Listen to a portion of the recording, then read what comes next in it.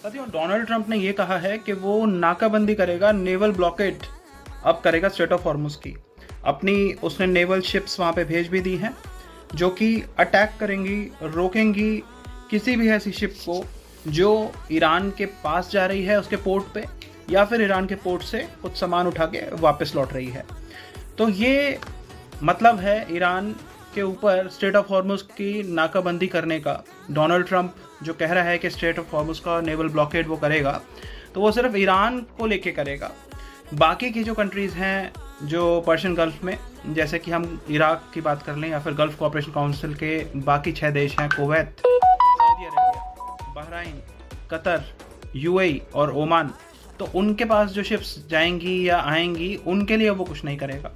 अब Donald Trump यहाँ पे ज़्यादा शान पट्टी दिखा रहा है, अपने आप को डेढ़ शाना समझ रहा है, तो शायद वो भूल गया है कि डोनाल्ड ट्रंप का जो जवाब है ना, वो ईरान ने निकाला है डिसप्रपोर्शनेट वॉर के तहत। वही उनकी गुरिल्ला वॉर टैक्टिक्स कह लें, डिसप्रपोर्शनेट वॉर कह लें। अमेरिका की ताकत के सामने ईरान ठहरता नहीं है, ये हमें पता है, लेकिन ईरान की जो ताकत है वो उसका हौसला है। ईरान अब क्या कर रहा है, ईरान ने पहले भी बताया था कि हम टिट फॉर टैट करेंगे। आप हमारी यूनिवर्सिटीज़ के ऊपर अटैक करोगे, हम आपकी यूनिवर्सिटीज़ के ऊपर अटैक करेंगे। वो लास्ट है। ईरान ने हमेशा से ये कहा है कि हम इंसानों की, सिविलियंस की जान नहीं जानी चाहिए, लेकिन इजराइल और यूएसए इस चीज़ से पीछे नहीं हट रहे हैं। मिलाब में जो इन्होंने किया है, बच्चियों के स्कूल के ऊपर सबसे पहले बम मिसाइल गिर के किस तरह से टोमाहॉक मिसाइल से इन्होंने आगाज़ किया इस युद्ध का, वो हमें पता है।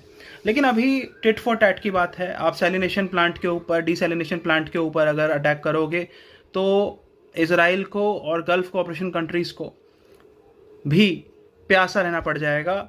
ऐसा हमला ईरान करेगा। तो यही टिट फॉर टैट जो है वो इस तरह के ब्लॉकेड के ऊपर भी लागू होगा।